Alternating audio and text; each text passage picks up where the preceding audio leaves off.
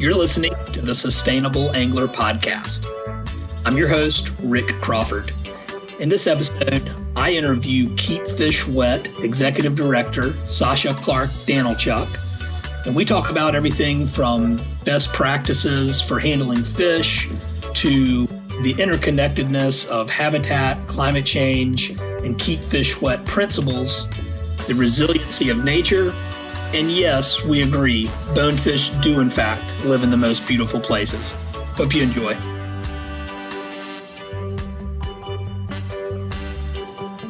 This episode of The Sustainable Angler is brought to you by the Fly Fishing Climate Alliance. The FFCA is an alliance of fly fishing guides, shops, lodges, brands, and nonprofits who are committed to going carbon neutral by 2030. To learn more, please visit emergerstrategies.com.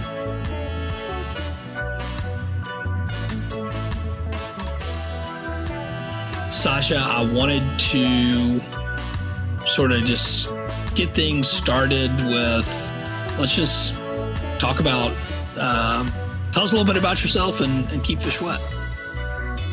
Yeah, sure. And thanks so much for having me on. So Keep Fish Wet is a nonprofit. Our mission is to help anglers create better outcomes for each fish they release. So really we're focusing on, best practices for handling fish that you do plan to release. We know that depending on what you're after, not everybody's releasing all their fish, but most people practice catch and release at some point, even if they're going out to fish for food. So we're looking to provide anglers with some tools so that there's more fish in our lakes, rivers, and oceans to catch again another day. Cool. So I guess also as I sat there and asked you that question about Keep Fish Wet, I guess I'll provide a little of additional context. I first met you and Andy, your husband, at IFTD, like, I don't know, 2 or 3 years ago or something. Yeah. And that's sort of, just to provide some history and context, that's sort of when we first met. And that's when Keep Fish Wet was not yet a nonprofit, which I think is relatively new status for y'all. Is that right? Yep.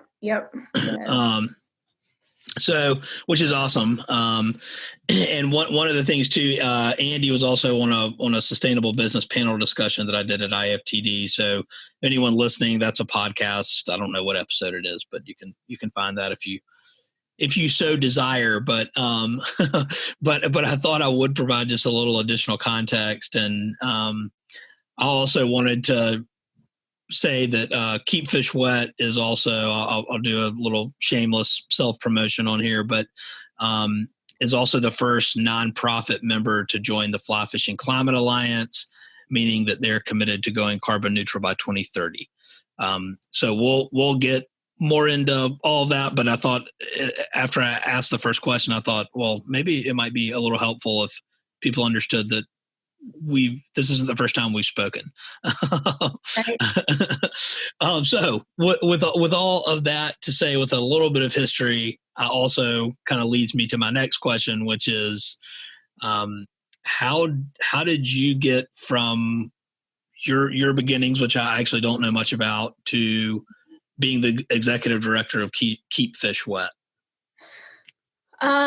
Good question. How did I get here?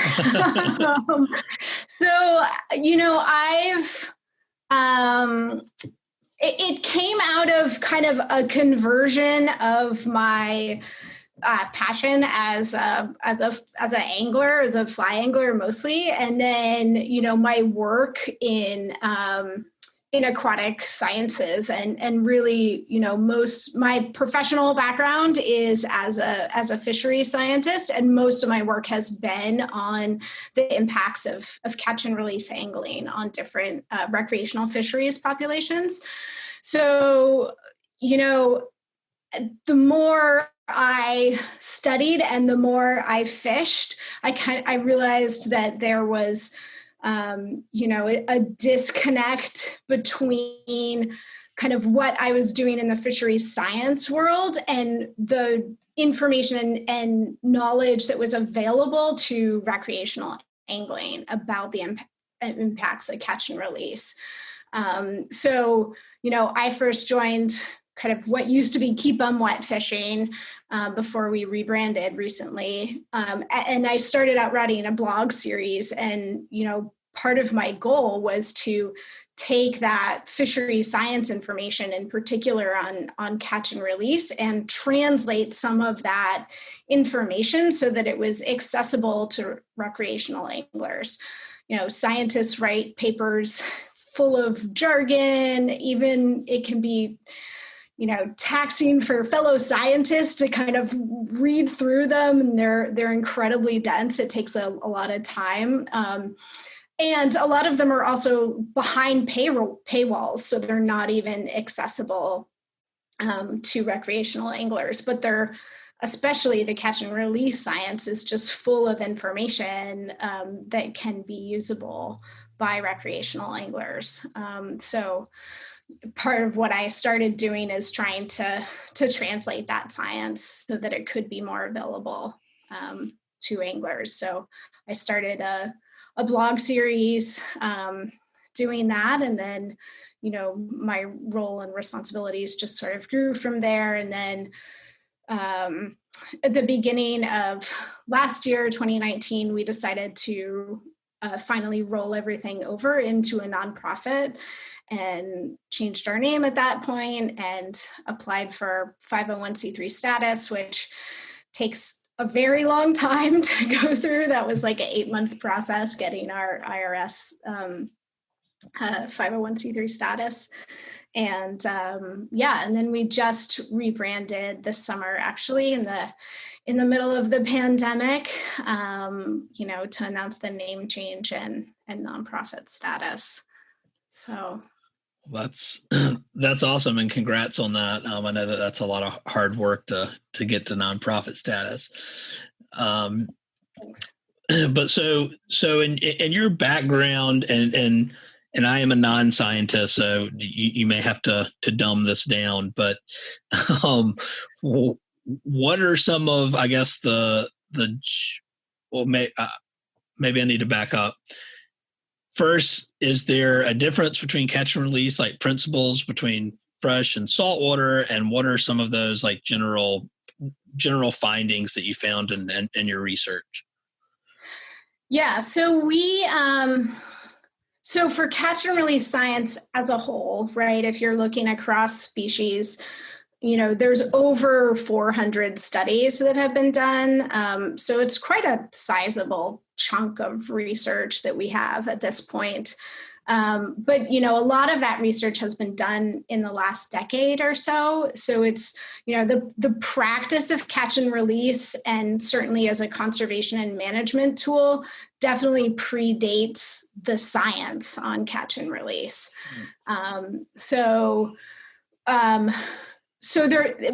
we found some commonalities, right?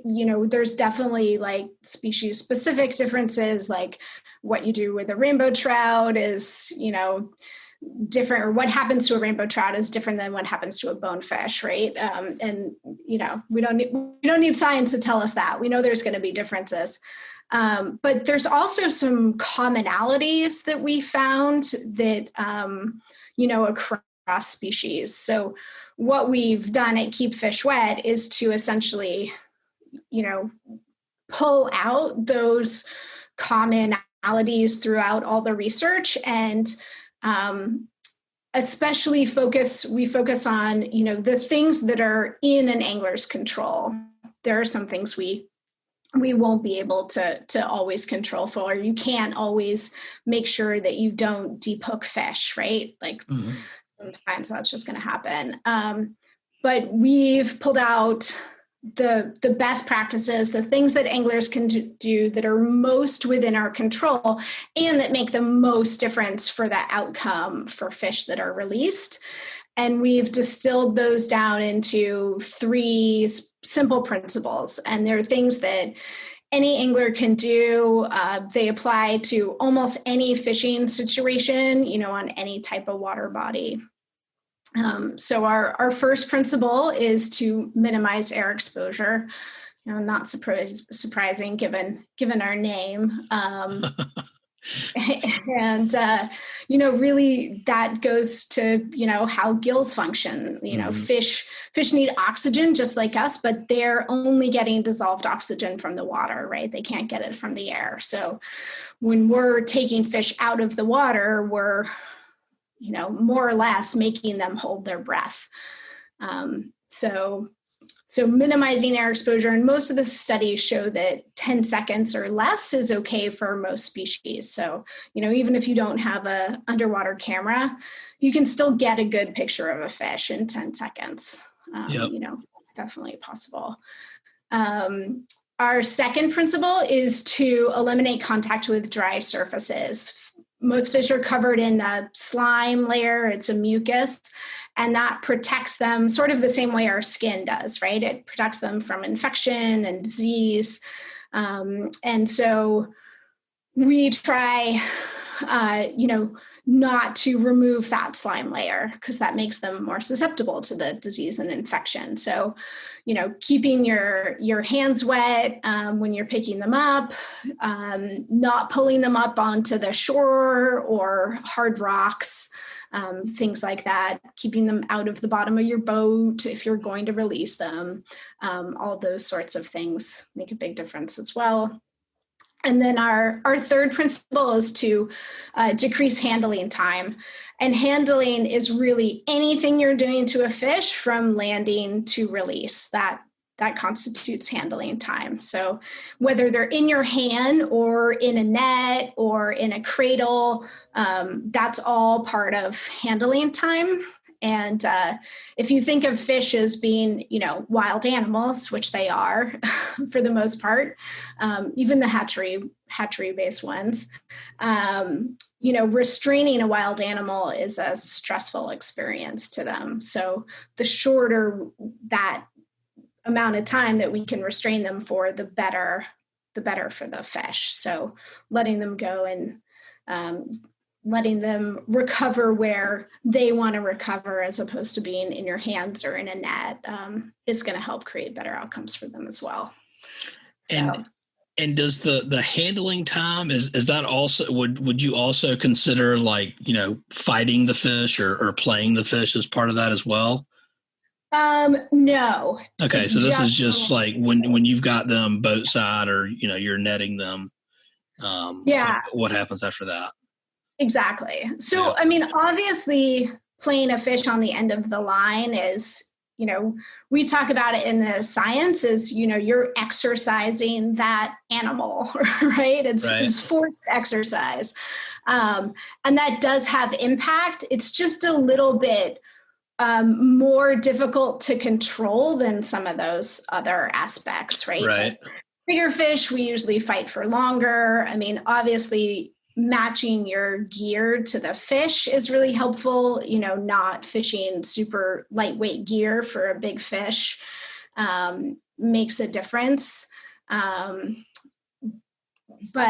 that's a little bit more out of an angler's control than some of the other 3 things that I mentioned, even though it still has an impact. Cool. Yeah, that's interesting because this has me thinking about. I remember the first bonefish that I ever caught was on my honeymoon, actually, in Turks and Caicos, and nice. Yeah, which is beautiful, by the way. I lived there, actually. Oh, really? Yeah. That's awesome. the water there is just incredible. But this was I was getting into saltwater fly fishing, and I guess you could still consider me a kook at that point in time. And I remember catching my first bonefish and just going in, and I was on the beach. I was by myself. It was DIY. Like I was just kind of got lucky, or not kind of, I got very lucky and caught a bonefish and picked it up and got, the sort of the famous bonefish slime on my hands. And, had I had information like this available to me, probably could have done a better, or not, I could have done a better job of handling that fish and making sure that it got back safely and fully revived. Cause I definitely had a handful of bonefish slime from my dry hand from catching that fish. Yeah. Well, it's a process for all of us. I sometimes show pictures of me, not using the best handling techniques on fish during presentations, just to reiterate that we can't be perfect all the time. And sometimes just different fishing situations don't facilitate it, right? Is the other part. If you're fishing from a boat with a really high sides, like sometimes it's really hard to land fish and be able to get the hook out of their mouth without taking them out of the water for a few seconds. But I think the more that we can learn about fish handling, and then certainly as we get more and more science too that helps inform what those best practices are, the more that we can all make a difference, in practicing conservation through best handling practices. So, it's a process. I love that you brought that up, because it's just kind of like anything, right? I guess you start out and you're new to something, and the more you get into it, the more you learn, the more you want to protect sort of what you love. And this is sort of part of, I guess, on that timeline for anglers when they get to a point where they realize that, hey, if I don't handle fish properly, and I'm trying to release it because I'm not going to eat it, then I need to make sure that the fish survives, and that you care enough to do that. Yeah, for sure. All right. So you and I have talked about this a little bit, and I want to learn more about this, because of the nature of my business and the Fly Fishing Climate Alliance, is the connection between keeping following these principles and how that relates to climate change. Can you elaborate on that a little bit? But I'm sure more credibly and fluently than I could. Sure. So the way I think about fisheries and maybe fish conservation in general is that we want to create sustainable, resilient fisheries.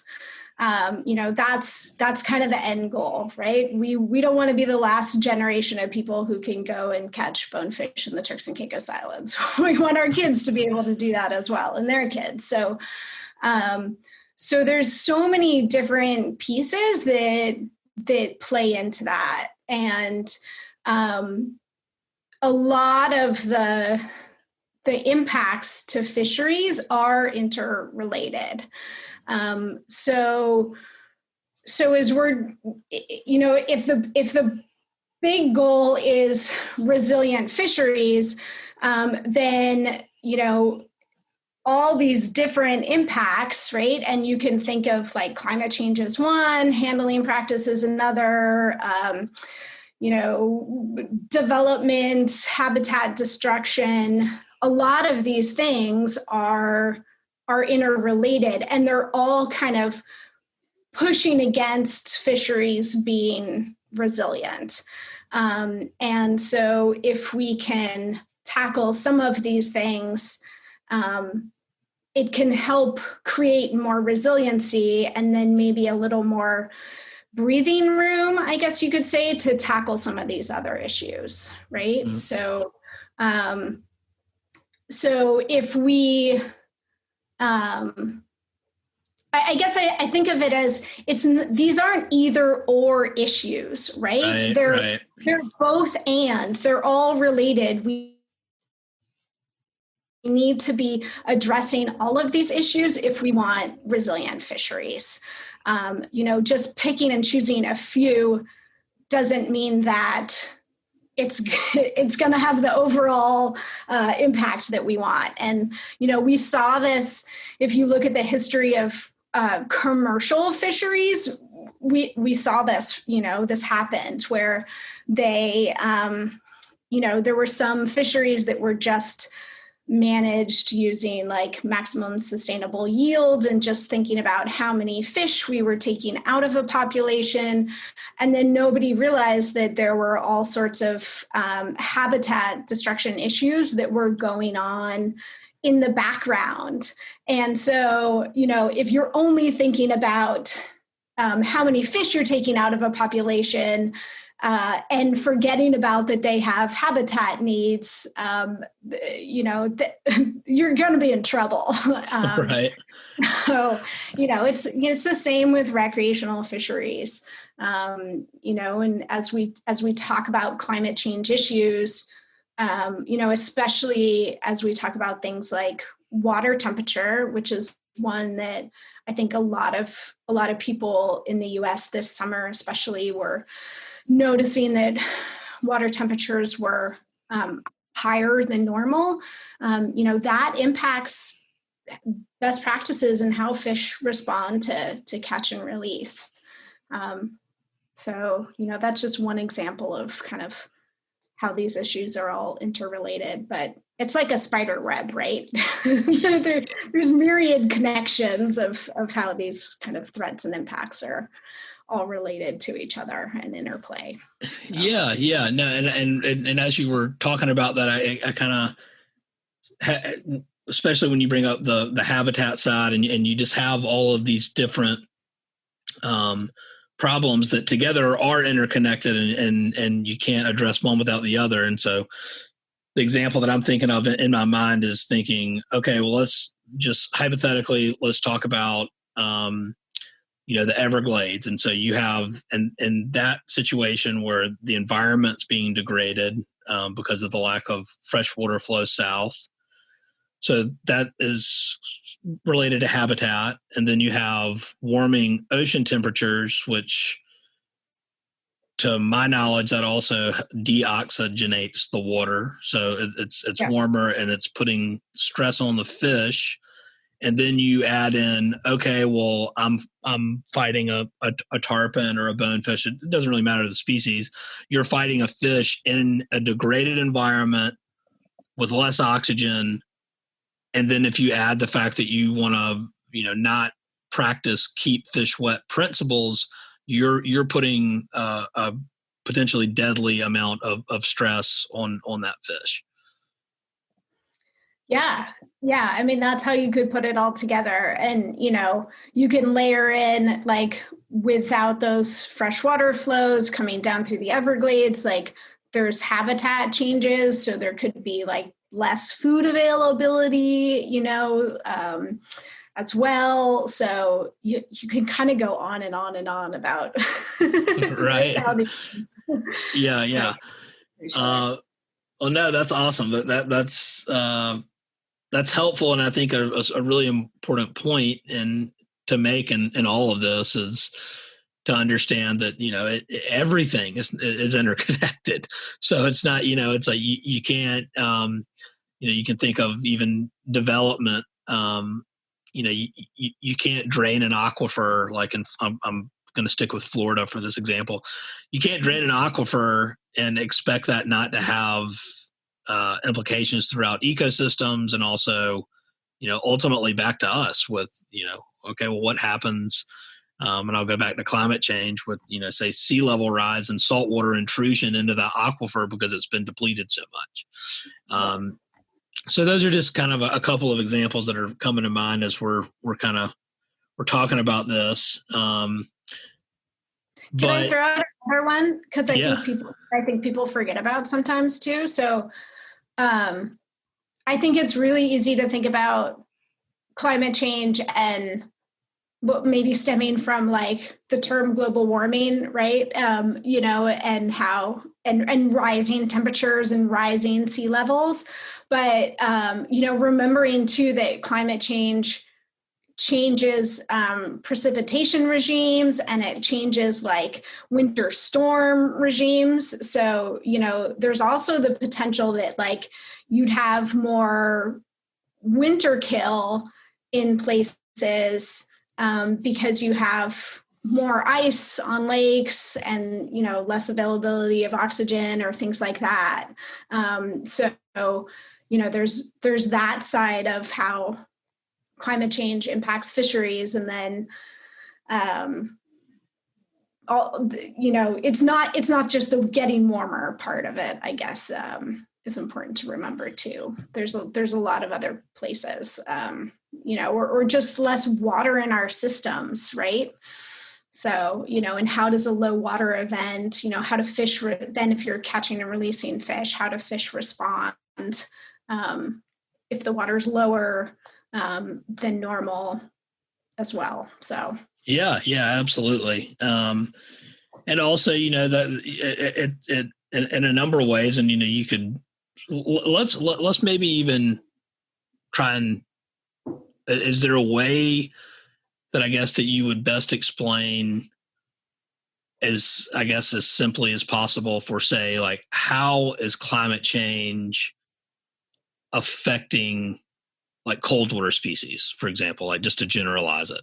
Like, so like to me, I guess you have less snowpack, which means less cold water in streams, married with more frequent droughts, which can lead to wildfires, and then a warming planet. Is that kind of a good generalization? I guess is the question I have. Is that like a good? So, I mean, I'm not a climate change scientist, so I'll preface what I'm saying. Sure. But and I think you might have less snowpack, or you might have less frequent storms, but more severe storms. Yeah. In some places too. So, I think it gets really nuanced. Is the other side of this too, right? And so pulling apart all those, some of it depends on where you're talking about. Sure. But yeah.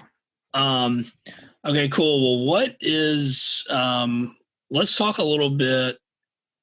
So we've talked about some of these principles, some of the just sort of interconnected environmental threats and challenges to fisheries.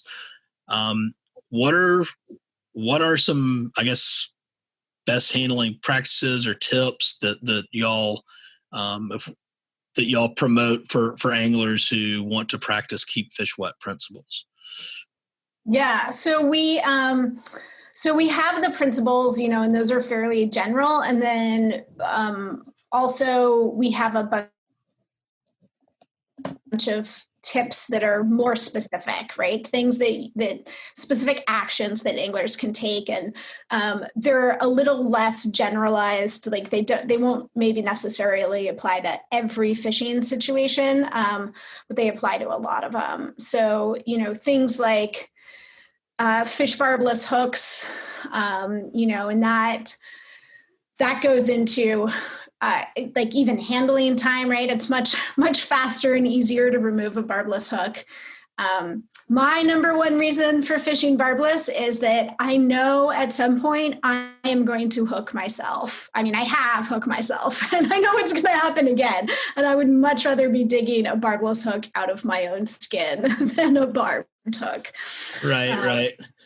So, that if you're using a net, kind of one of those rubberized nets, those are the the best for fish. They remove the least amount of slime. Essentially you want to be avoiding a knotted nylon net.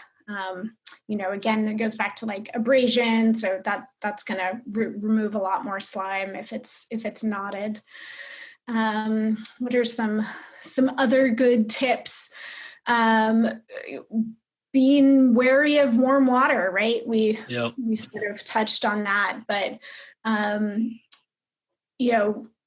fishery scientists call temperature the master factor, and water temperature kind of affects almost everything about fish biology and ecology. So as the water gets warmer, as you mentioned, it holds less oxygen, but it also means that fish have a harder time recovering from catch and release when the water is warmer, physiologically. So it's kind of a double whammy in that they're more susceptible to the impacts, and then the water also has less oxygen. Interesting. What about so like I know you mentioned too, because everyone is, myself included, is guilty of the grip and grin. And yeah, right. I mean, it's just kind of comes. It just sometimes you want to capture that moment and that memory and that fish, but there's a responsible way to do that. And I was wondering if you could shed some light on that. Yeah. So, there's some great tools out there I think that help take, more, I call them fish friendly photos, and techniques as well. Right. So, I'm too scared to put my phone by itself underwater. I know they say that you can do that, but I'm not gutsy enough to actually try that. But I didn't know that. I'm definitely not gutsy enough to do that. Exactly. But there's a whole range of products from inexpensive to more expensive that will allow you to take, even underwater photos of fish, right? There's a company called Looksack, which makes just kind of like higher grade Ziploc bags. And I've got one that my phone will fit in, and, so you can take underwater photos that way. And then more recently, I've started using a Access Go housing made by Aquatech, and those are absolutely fantastic. They even come with a big dome lens, so you could take like amazing split shot photos where the fish is underwater, but the angler is above water, and you can get both in the photo. So, and then there's, a few products in between, certainly as well. But, thinking about some of those tools, if you really want to get a good photo, are worth it. And then, just thinking about kind of how you're handling a fish. Obviously, if you can be in the water, it makes all of this so much easier, right? So even if you're fishing from a boat, if you're able to get out and be in the water while somebody takes a photo of you, it's just then it's easy, right? Then you can kind of hold the fish with the fish's back just above the water line. Those make really good photos. Or even, lifting it from less than 10 seconds. It's really easy if you have whoever's operating the camera get all set up and count you down and say, okay, I'm going to take the photo, 3, 2, 1, you lift your fish. Within 3 seconds, you can get a bunch of really great photos, and then the fish goes back in the water. So those are kind of my recommendations for getting good photos. The other one, which I haven't used as much, but I know there's a lot of people who are really successful with taking photos this way, is using a selfie stick and like a GoPro on the end of a selfie stick, especially if you're on a boat with high sides or you can't get out of the boat. If the angler can lean over the boat holding the fish, and then the photographer can kind of take a photo down the length of the boat, that's a really good way. A lot of the offshore anglers use that technique for like billfish and things. To get their photos. So cool. Yeah, no, that's super helpful. Cause I know, everyone is, I don't know anyone who's not guilty of wanting to get a photo of if it's a beautiful fish, whether it's color or a personal best or whatever the case may be, or a new species. And those are really good tips, to help. Yeah.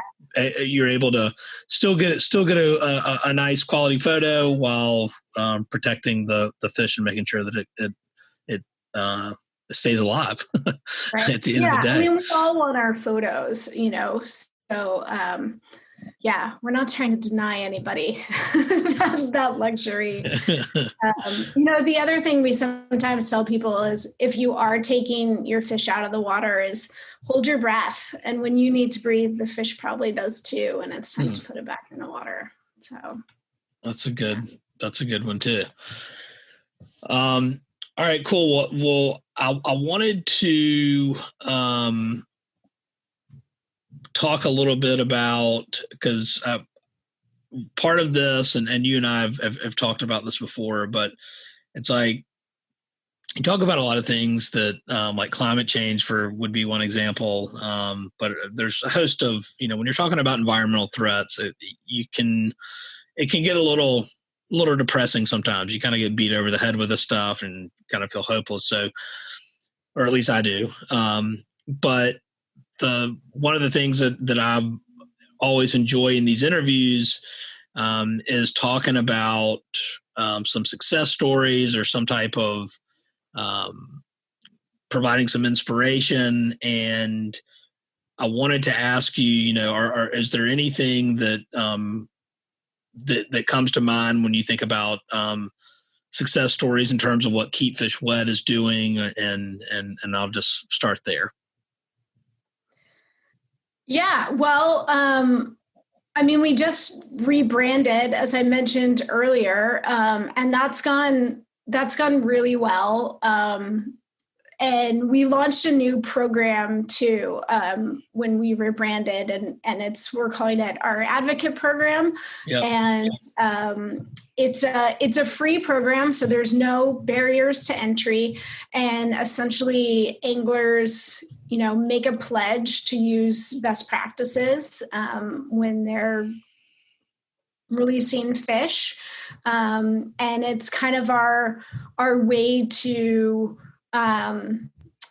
provide anglers with some tools that they can use, and then we'll continue kind of with educational opportunities for people who sign up to be advocates.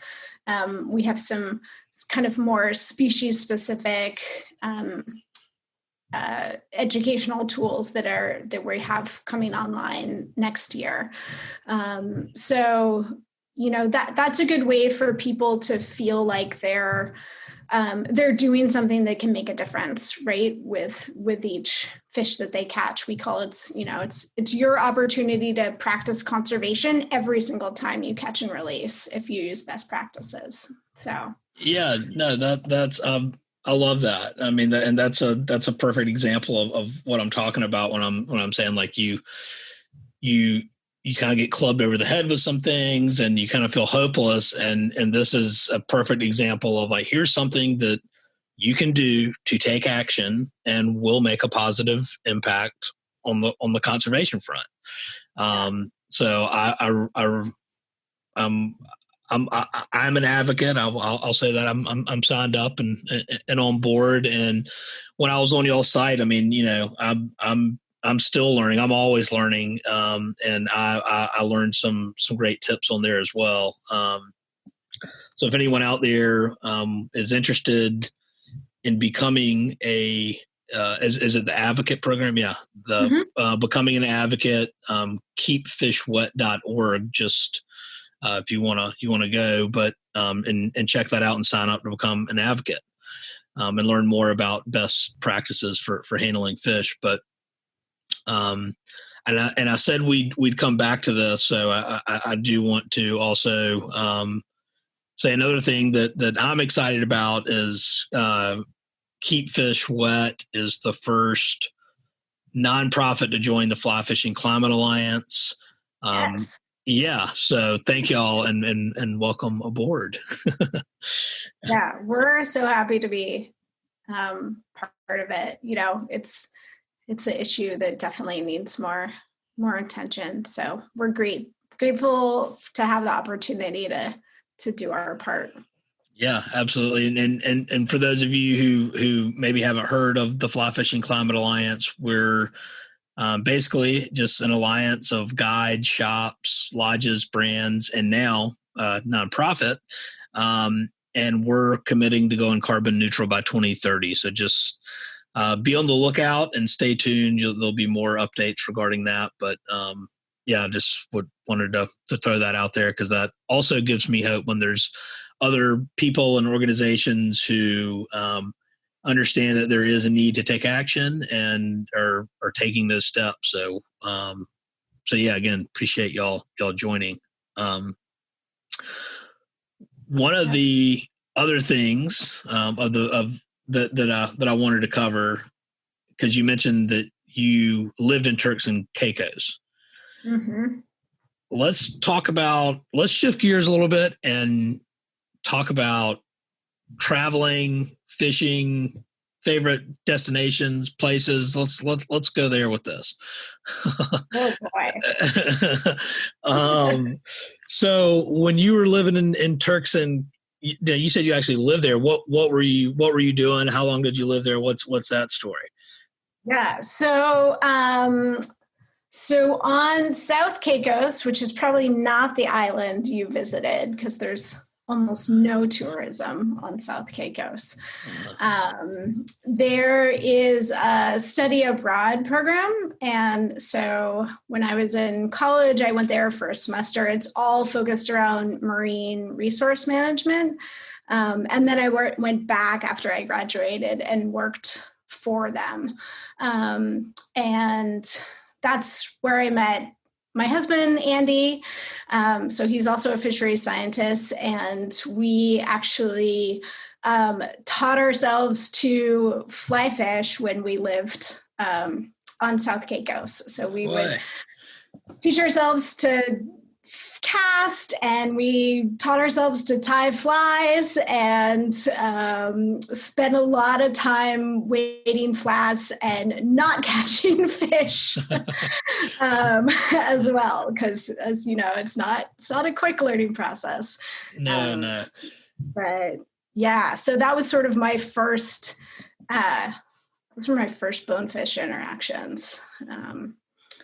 Being in the Turks and Caicos Islands. So, wading a tropical flat for bonefish is certainly my happy place. I'd rather be doing that and than almost anything in the world. So,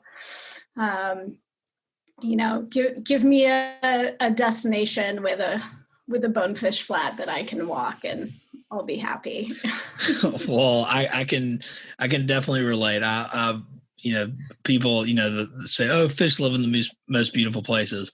I would add that it's actually bonefish that live in the most beautiful locations. If there are bonefish, I can assure you it is tropical and beautiful with clear water, likely clear blue water. So it's kind of and palm trees, you got to have palm trees. Well, what about some, have y'all been able to, or have you been able to, through your work, whether as a fishery scientist or Keep Fish Wet, any other favorite destinations or destinations that you've been to that really stood out for you? Yeah. And not surprising, it'll be another tropical flats destination. But yeah, so we, So my husband has a GT project on Alphonse in the Seychelles. So we actually all got to go last 2019, January of 2019. So that was really special. The fishing on Alphonse is absolutely fantastic. The conservation ethos of Alphonse Fishing Company is incredible. Like they have a code of conduct for anglers, which is amazing that they've put in place. We helped them refine it a little bit, but they didn't need much help. And then just, it's so pristine. I mean, it kind of gave me hope. Right. There are places left on this planet that have that kind of biodiversity. It's been a long time since I've been on a coral reef that had that much coral cover. And, I also got to go scuba diving with my son, who had just gotten certified. So that was kind of magical too. But yeah, I mean, that place is incredible. So it was, as you talk about, right, kind of some of these doom and gloom stories, it was nice to be in a place that renewed my faith that there are still gorgeous, untouched, pristine, well-managed places left. Well, yeah. And I think that that's a really important, sort of thing for everyone to, I feel like knowing that they still exist is certainly hopeful, but also knowing that, nature is pretty resilient. And so if we sort of imagine what these places might look like in our own backyard, that, that is still attainable. And I think worth fighting for, to try and preserve and conserve something so that it's back in its pristine form. But yeah, that's pretty incredible. Yeah. It was a rare opportunity. It was really great to be able to see it. So I'll say that I think that might be a good note to wrap on with sort of a message of hope that there's still pristine, beautiful places left out there in the world. Those places are certainly worth fighting to protect, and that I think at the end of the day, we all need to imagine what that might look like in our own backyards, and work to fight and protect for that type of. I'm at a loss for words trying to figure out what I'm trying to say here, but nature is resilient, right? Yeah, like, yeah. If we can let give nature our systems the space that they need, they will bounce back. They need if we can remove a few more impacts, and then let them be, they'll do what they need to do. So that's the best way. That wasn't very articulate either. Between the two of us. No, I think between the two, people will be able to walk away feeling good about this. All right. So if you would like to become a Keep Fish Wet advocate or support the work that they are doing, visit keepfishwet.org. Sascha, thank you so much for carving some time out for me today.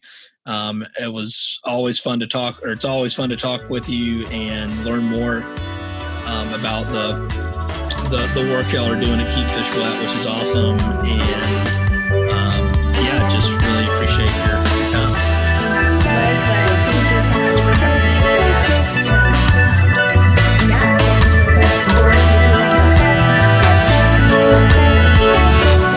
Absolutely. Thanks for tuning in, and special thanks to Sascha from Keep Fish Wet for joining me today. The Sustainable Angler is available anywhere you listen to